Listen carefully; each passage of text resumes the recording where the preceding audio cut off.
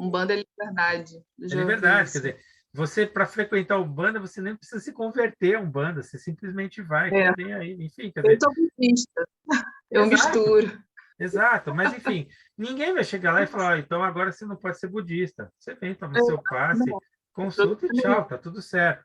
Então, ou seja, eu acho que a Umbanda, ela em essência, esse lugar do não preconceito, entende? Quer dizer, Uhum. ela recebe esse grupo, né?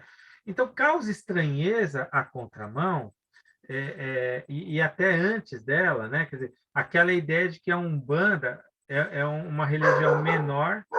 Olha o cachorro de novo. É uma religião menor. Isso é pandemia, gente. Temos que, né, entender. A Umbanda é uma religião menor porque ela não é pura, como é o Candomblé, por exemplo. Isso é muito comum a gente perceber, né? Então, a Umbanda sofre toda a sorte de preconceitos, inclusive o preconceito desse grupo que fala ela não é pura porque ela embranqueceu, né? A minha tese é ao contrário. A Umbanda foi empretecida por conta das ações do Estado e por conta da briga toda, né? Quer dizer, porque esse contingente de gente do Candomblé e da Macumba foi buscar a guarida porque era menos perseguido.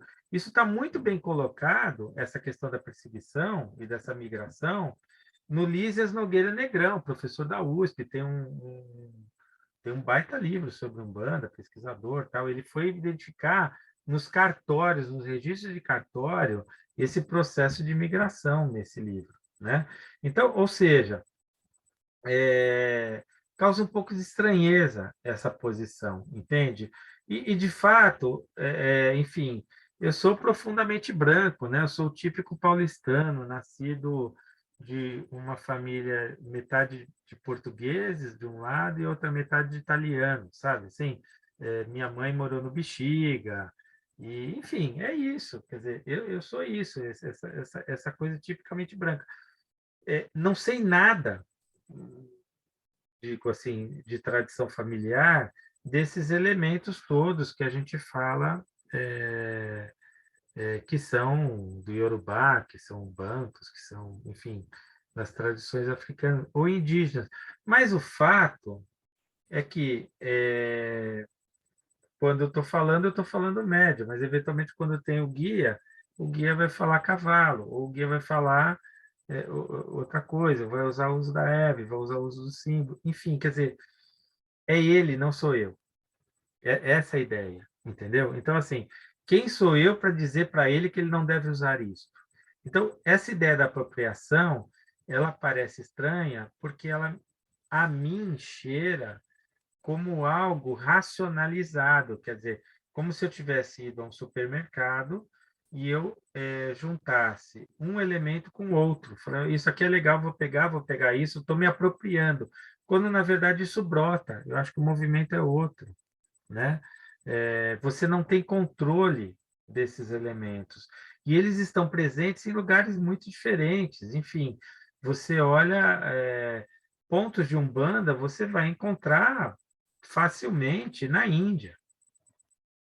Se você olhar a religião hindu, você vai ver que tem lá uns desenhos que eles fazem que é ponto de Umbanda, né? A tradição esotérica tem isso também, europeia, né? Do esoterismo que vem da magia europeia, tem lá também, né? É, Aqueles nós, planos, né? nós estamos falando de símbolos que são Sim. universais, entendeu? Então, em que medida eu estou me apropriando? Não sei, eles brotam. Assim, a ideia de apropriação, ela, a mim, cheira um contexto de racionalização que não é aplicável na constituição de uma religião.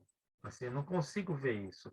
É, é, existem estruturas arquetípicas, né, que estão presentes. Então, é notório que quando você olha, por exemplo, para a ideia de Xangô, que tem aquele martelo de dois lados, um tal do martelo de asa, que lida com o trovão e etc. e tal, aí você fala, cara, mas isso tem tudo a ver com o Thor, que tem aquele martelo de dois lados, e não o Thor da Marvel, o Thor mesmo, que tinha um martelo de asa, do mesmo jeito, né? Que também lida com o trovão. certa vez eu li o mito do nascimento de Iemanjá e fiquei assustado porque eu já tinha lido o mito do nascimento de Afrodite. Eu falei, gente, é igual, assim, muito parecido. Como é que pode uma coisa tão idêntica, né? Quer dizer, existe uma noção de identidade que coloca a religião dentro de um contexto de uma atualização dos símbolos humanos, né? Então, assim, então eu acho muito difícil você falar de apropriação, até porque não dá para você falar de uma religião pura. Até se você entender, por exemplo, o catolicismo como uma religião, se fosse pura, o catolicismo ele era realizado nas catacumbas de Roma, né? Quer dizer, Cristo não era católico, Cristo era judeu. Então, quem se tornou... O catolicismo a gente vê depois de Paulo, né? E o catolicismo é uma religião que acontecia nas catacumbas, até que o Império Romano decide tratar o catolicismo como religião oficial. Então, eles tiram a estátua de Zeus do panteão e o panteão se torna uma igreja. Então, a estrutura de igreja que a gente tem hoje, ela vai nascer no templo romano, né? E tudo bem que Deus, Pai, Filho, Espírito Santo, a Trindade, etc. e tal, não tem deuses. Mas no lugar dos deuses tem os santos, por isso que tem o sincretismo. Então, eles conseguiram aproximar a ideia de Xangô a São Jerônimo, né? Numa determinada acepção, né? São Jorge Ogum, Oxóssi e São Sebastião. Quer dizer, como eu disse logo de início, esse sincretismo ele não é só da resistência, ele é um ato de resistência, sim, mas ele também é uma tentativa de conversão, quer dizer, de estabelecer um diálogo. Anchieta não pregava para os índios. É como se fosse uma adaptação, né? É uma Mesmo, como você adaptação, é fala. isso. Quer dizer, ó, é assim, tá vendo? Olha, Anchieta, ele temos que lembrar que no Brasil existia uma língua, tinha o tupi, tinha o bororo, tinha as várias línguas, né? Mas foi constituindo uma língua geral, que era o Iengatu, né? Anchieta foi um dos caras que ajudou a construção dessa língua. Ele fez um dicionário de tupi, né? Então, o que eles faziam? Eles se aproximavam dos índios. Veja, os índios tinham uma figura que chamava Caraíba, que era um pregador. Ele não era o pajé da tribo. Era um sujeito que andava de uma tribo para outra, chegava de noite sozinho, dizendo que quem o seguisse ia chegar num lugar onde ninguém passa fome, onde tudo é maravilhoso. Como que os jesuítas faziam? Do mesmo jeito, chegavam junto, chegavam à noite, pregavam, dizendo do paraíso. O paraíso era esse lugar que esses caraíbas falavam, e que o português, que não era o padre, ele falou, bom, se eles estão falando isso, é porque tem o tal do Eldorado, e saía pelo mato procurando ouro, pedras preciosas, esse lugar cheio de riquezas, e etc. e tal. Então, ou seja, os portugueses se apropriaram também. Agora, como que eu consigo converter alguém se eu nem falo a língua? Então, há uma apropriação da língua, há uma busca de uma identidade para eu poder estabelecer algum ponto de contato. E para concluir essa história, tem um relato de Levi-Strauss no Tristes Trópicos, onde ele chega ao requinte de dizer o seguinte, que os padres salesianos na região do Araguaia só conseguiram converter os Bororo, que tinham uma mitologia ultra complexa, que não era só narrativa, era uma mitologia que se desdobrava na forma como eles ocupavam o espaço da cidade deles, da tribo e tal. Quer dizer, havia um rebatimento entre a planta da aldeia e todo o imaginário deles, né? Todas as crenças.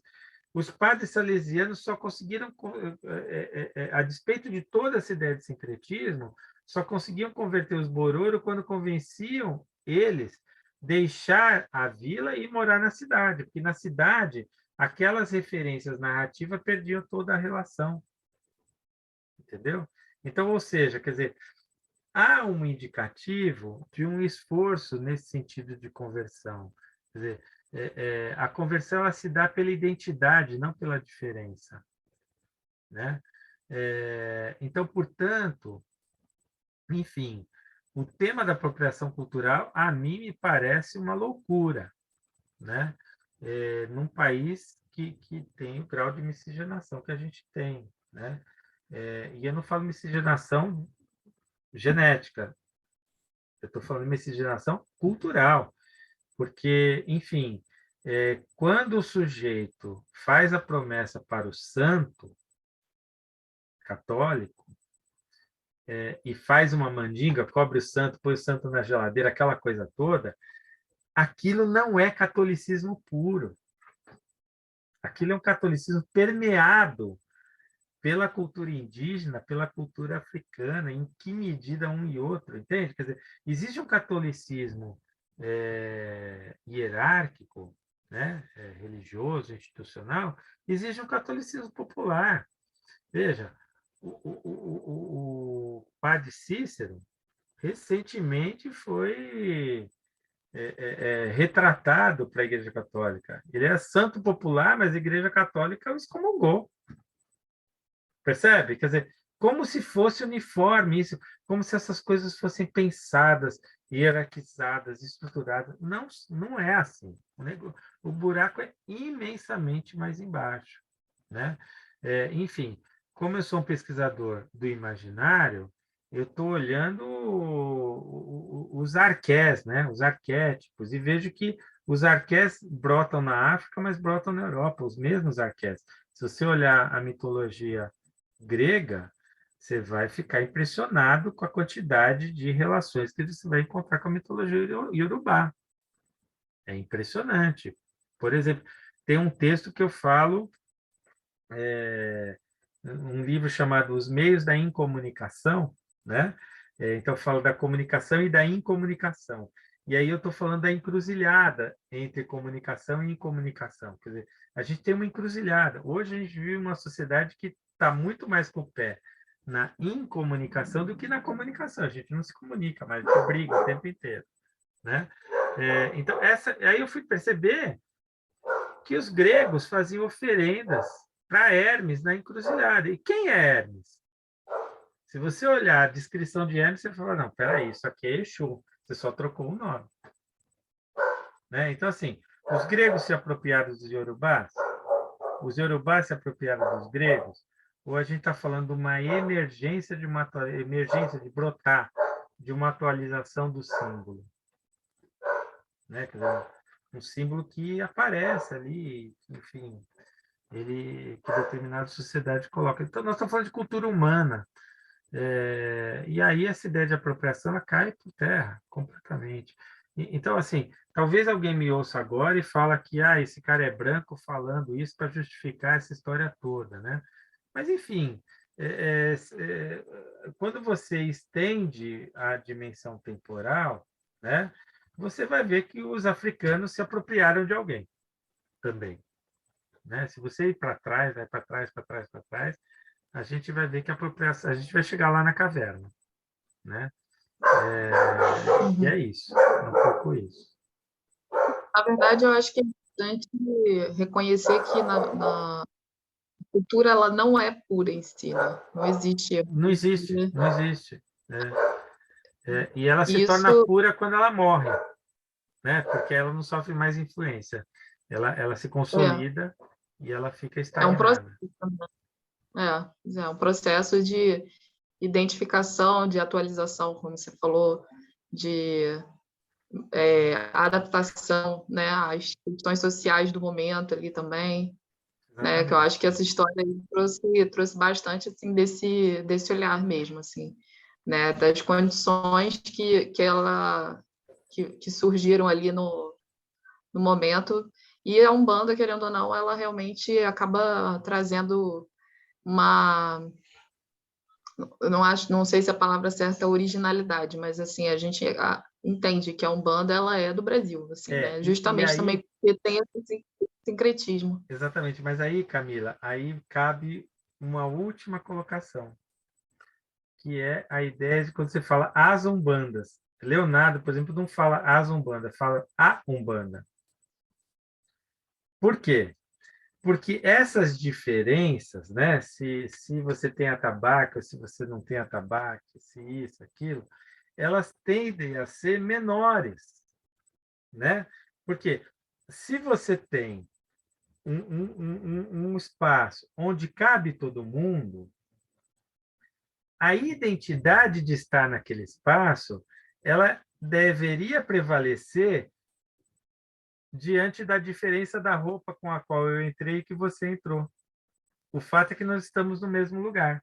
Então, assim, se você tem atabaque e eu não tenho, né? Isso pouco importa, desde que você seja umbanda. Então, o que seria umbanda? Umbanda é esse espaço que recebe todo mundo, sem preconceito, né?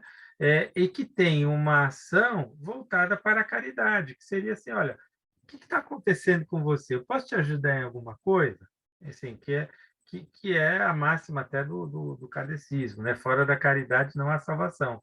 Então, assim, uma fala que é muito presente na Tenda da Piedade é o seguinte, assim, Cristo trouxe a mensagem do amor, né? Então, amai-vos uns aos outros.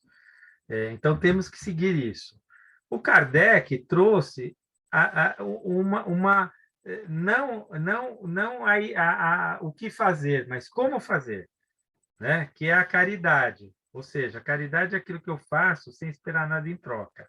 Eu faço por amor genuíno, né?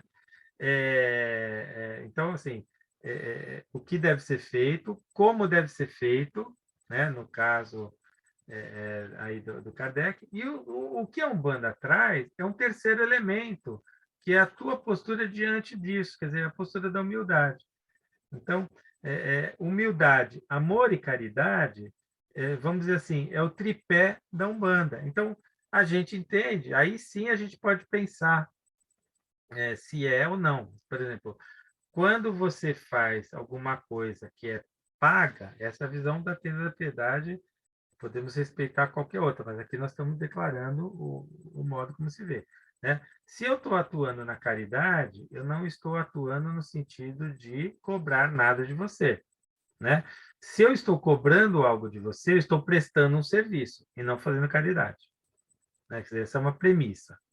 Então, se eu estou fazendo algo que é bom para você, de forma caritativa, e me colocando humildemente diante de você, né, sem querer me colocar, olha que eu sou bom, que eu fiz isso para você, né? Quer dizer, se eu seguir esse lema, eu fiz a Umbanda.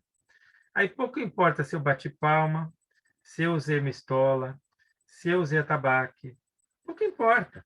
Isso é uma questão da casa. Então, portanto, o fator de identidade da Umbanda ele é anterior ao ritual que a casa ocupa, que é da responsabilidade do guia, chefe, e do dirigente da casa. Sim. Ponto final. Porque se fosse a ideia de que há um rito pré-determinado, exclusivo, que todos devem seguir, certamente o Caboclo das Sete Cruzilhadas teria constituído a Umbanda a partir de uma estrutura hierarquizada. Quando ele não dá hierarquia, quando ele funda uma casa e vai embora, e deixa o médium cuidar da casa, e deixa o guia-chefe cuidar da casa, ele está falando, siga o seu caminho e faça do jeito que você achar que deve fazer, desde que você siga a ideia do amor, a ideia da caridade e a ideia da humildade. Então, portanto, as diferenças me parece que são menores. E por isso que Leonardo não fala, né? E a gente, na Tenda da Piedade, não fala das umbandas, a gente fala da Umbanda, né?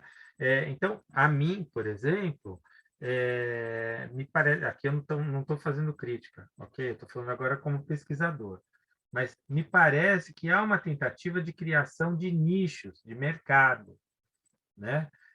Mercado no sentido, esse é o meu rebanho, né? Então, quando você vê, sei lá, Umbanda sagrada, Umbanda esotérica, Umbanda isso, Umbanda aquilo, você começa a criar diferenciações que são muito mais de aparência do que de prática, né, de essência, né, no sentido dessa ideia da caridade, mas que te coloca, não, eu sou da Umbanda X, eu não vou naquela Umbanda, entendeu? Mas, enfim, por que isso, né? Por que, eventualmente, eu não poderia sair da Tenda da Piedade e ir na casa do fulano de tal, aqui em São Paulo, tomar um passe, enfim, porque eles usam tabaco, então ele não é da minha Umbanda. Enfim, quer dizer, como assim? Entendeu? Né? Como se, enfim, eu sou cristão, católico, então quer dizer que eu só posso entrar numa igreja beneditina, eu não posso entrar na igreja dominicana, é isso que você está falando? Quer dizer, não faz muito sentido, entendeu? Agora, é óbvio que quando você entra numa igreja jesuíta, você vai ver uma igreja completamente diferente de uma igreja beneditina. Mas a missa está lá. Aí numa tem canto gregoriano, na outra não tem. A igreja da Quirupita, aqui em São Paulo, tem a tal da missa negra. Uma vez em quando você tem, porque as oferendas são pipoca e toca tabaco. Quer dizer, deixa de ser igreja católica porque faz isso. Quer dizer, é completamente sem sentido isso, entendeu? Então, assim, sob essa perspectiva, né? Então, por isso que a gente também não lida muito bem com essa ideia das umbandas, né? E Leonardo vira e mexe é chamado para falar que ele não tem tempo, e é complicado mesmo, a vida de hoje é complexa, né? Mas vira e mexe é chamado para falar aqui e ali, e o aqui e ali tem o cara do atabaque, tem o cara da sessão de Exu, tem o cara que veste cocar, tem tudo isso pelo meio do caminho. Mas a gente não fala para ele, não, você não é Umbanda, entendeu? E aí, portanto, a partir desse ponto de vista, fica estranho alguém dizer que nós não somos Umbanda porque é branca, porque é espírita. Percebe? Quer dizer, do nosso ponto de vista, isso é completamente maluco. Entendeu? Assim, não faz sentido. Assim, não... Enfim, mas a linha de raciocínio é essa. Né? Quer dizer, o que não significa a gente compreender o fato de que há uma situação social que, que espreme o negro, o descendente, o preto, etc. e tal, na sociedade, que desvaloriza, e que há uma necessidade de valorização disso, e uma das formas de valorizar é falar, não, a minha identidade é essa, então essa é minha, se é minha não pode ser sua. O que eu acho, talvez, que seja meio estranho, né? Assim, até porque, até onde eu sei, os estudos de genética brasileira põe o Brasil no povo mais, se não o mais, um dos mais mestiços do mundo, assim. Eu não, assim, por mais que a minha família seja descendente de português e de italiano, né? Eu sei que um ramo da minha família já está no Brasil há alguns séculos. Então, eu não boto a mão no fogo para dizer que eu não tenho nada de índio e nada de africano. Acho que se fizer um teste de DNA, eu vou descobrir coisas incríveis, né? Eu mesmo, assim. E eu sou daquele sujeito que, se não passar protetor solar 60 para tomar sol às 9 da manhã, eu fico vermelho, entendeu? Pra você ter noção do quanto que eu sou branco, né?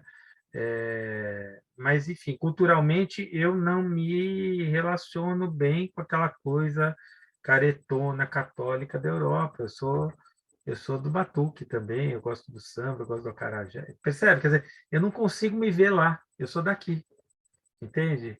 Então, assim, me parece que o problema é muito mais complexo. Então, a solução ela não deveria ser simples, né? Como falar, isto é meu, isto é teu, tem uma marca aqui, tem uma marca ali. A solução deveria ser complexa também. E ponto que você tocou, né, de tratar esse assunto como se fosse uma questão de marca, realmente. Não é tão simples assim, né? E legal essa relação com o catolicismo, porque realmente ninguém ninguém sente essa necessidade de usar evangélicos, católicos, né? Todo mundo é da Igreja Católica, é como se fosse a É, identificação é mais, os evangélicos né? neopentecostais, sobretudo, eles passam, né, os evangélicos têm denominações diferentes, presbiteriano, batista, etc. e tal. Mas, sobretudo, os neopentecostais, aí tem uma determinação de marca, quer dizer, da Igreja do Poder Mundial de Deus, da Igreja Universal, da Igreja daquilo, da Igreja daquilo. enfim, aí você tem umas condições que eles próprios querem se diferenciar uns dos outros, né?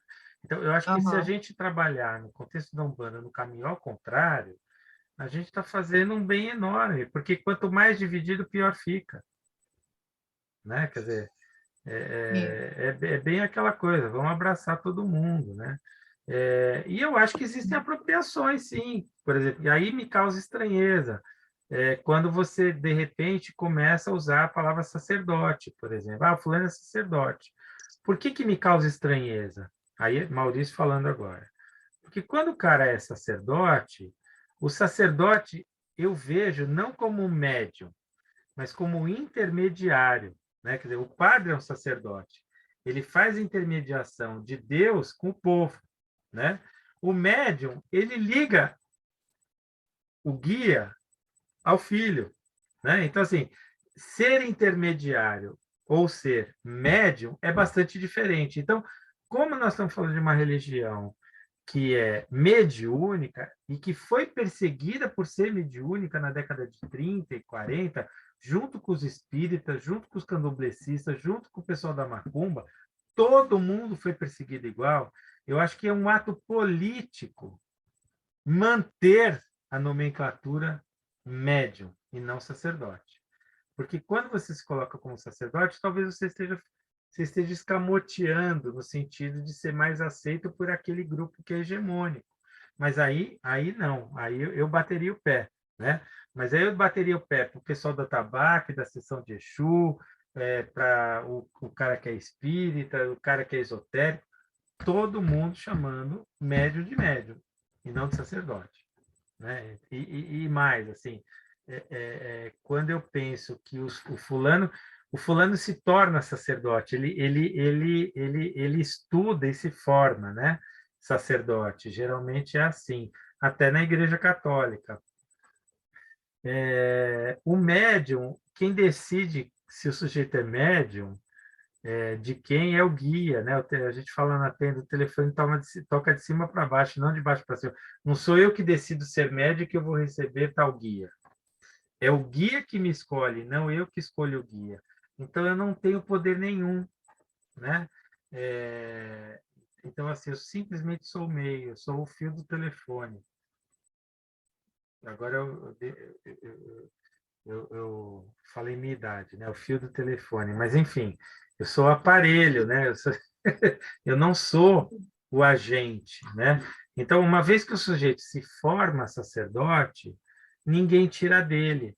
Mas toda a literatura espírita diz que se o médium se desviar do seu caminho, ele deixa de receber o espírito mais iluminado e passa a receber o espírito menos iluminado, percebe? Então, enfim, eu posso perder a característica da mediunidade se eu não cuidar do modo como eu lido com as coisas, né? Então, ou seja, não está sob meu domínio. Eu sei que tem muita gente que vai falar, não, não é isso, etc. e tal, respeito, mas eu estou colocando aqui um ponto de vista talvez político, sim, né? Aí da religião como um todo e não de um determinado grupo em específico, né? Eu acho que se a gente adotasse um termo único, seria muito mais próprio. Essa é a minha opinião. Respeito quem pensa o contrário também. Aham. Maurício, vamos ficar por aqui, que já tem conteúdo pra caramba, né? Pois é. E eu preciso pegar meu filho, Camila. Tá bom, tá ótimo. Tá bom? Acho que